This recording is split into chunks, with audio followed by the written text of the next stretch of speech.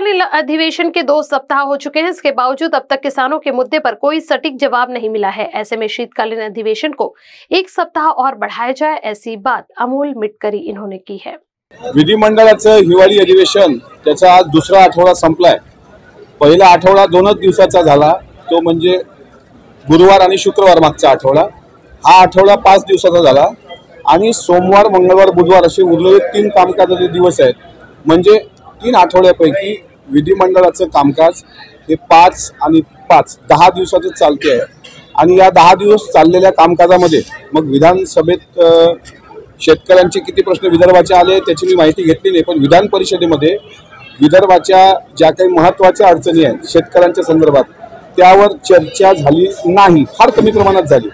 आम्ही ज्यावेळेस मुंबईचे 2 अधिवेशन पार पाडतो, एक बजेटचं अधिवेशन आणि पावसाळी अधिवेशन, त्यामध्ये पश्चिम महाराष्ट्र आणि उत्तर महाराष्ट्र या सगळ्या भागावर चर्चा होते, मराठवाड्याची पण चर्चा होते, पण दुर्दैवानं विदर्भाची चर्चा त्या 2 अधिवेशनात होत नाही। हे अधिवेशन विदर्भासाठी खूप महत्त्वाचं आहे। विदर्भातील शेतकऱ्यांना या अधिवेशनापासून भरपूर अपेक्षा आहेत, त्यामुळे हे अधिवेशन पूर्ण आठवडा पुढचा चालवावं याकरिता मी स्वतः माननीय मुख्यमंत्री एकनाथराव शिंदे साहेबांना आत्ता भेटलो, त्यांना ते पत्र दिलं आणि त्यांनी पण सांगितलं की कामकाज सल्लागार समितीचा जी एक बैठक होईल त्यामध्ये तुमच्या पत्राचा विचार केला जाईल। कारण विदर्भाच्या शेतकऱ्यांवर जर आज सर्वात मोठं संकट आहे तर ते अवकाळी पावसाचं आहे।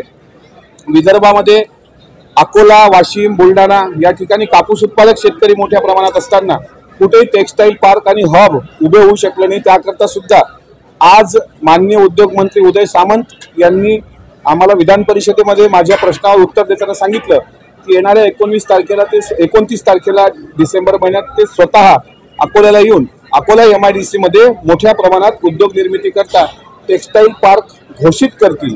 त्यामुळे कापूस उत्पादक शेतकऱ्यांना न्याय मिळावा, फळबाग उत्पादक शेतकऱ्यांना न्याय मिळावा, अवकाळी पावसाचा फटका ज्या लोकांना बसलाय त्या शेतकऱ्यांना सुद्धा न्याय मिळावा। शेतकरी आत्महत्येचा आकडा जो आला आहे तो फार गंभीर आहे अमरावती विभागाचा, त्यामुळे विदर्भाचे प्रश्न जर सुटले नसतील तर मग अधिवेशनाला अर्थ उरणार नाही। विदर्भातील एक सदस्य शेतकऱ्याच्या कुटुंबात जन्म झाल्यामुळे माझी मायबाप सरकारला विनंतीच आहे। तसं अजितदादांनी सुद्धा पुरवणी मागण्यांमध्ये ज्यावेळेस आम्हाला चर्चेला बोलायला लावलं त्यावेळेस आम्ही शेतकऱ्यांचे प्रश्न मांडले। माननीय कृषी मंत्री धनंजय मुंडे साहेब यांनी तर तेल्लारा आमच्या भागात जो भाग आहे तिथे केळी उत्पादक शेतकऱ्यांचा प्रश्न एक अर्ध्या तासात सोडवला। त्यामुळे हे सरकार सकारात्मक आहेच, शेतकऱ्यांच्या बाजूने आहे, याबद्दल दुमत असण्याचं कारण नाही। एकनाथराव शिंदे साहेब, देवेंद्रजी फडणवीस आणि अजितदादा हे 3 प्रमुख लोक महायुतीचं त्या ठिकाणी नेतृत्व करत आहेत। म्हणून माझी विनंती परत आहे की या 10 दिवसामध्ये विदर्भाच्या शेतकऱ्यांच्या प्रश्नाला न्याय मिळाला नाही असं माझं मत आहे। त्यामुळे पुढचा आठवडा पूर्णवेळ अधिवेशनाचं कामकाज चालावं ही विनंती मी मुख्यमंत्री महोदयांना केली। आता त्यावर काय अंमलबजावणी होईल हे सोमवारी मंगळवारी पाहणं औचित्याचं ठरेल आणि त्याकरताच मी आपल्यासोबत संवाद साधायला आलो।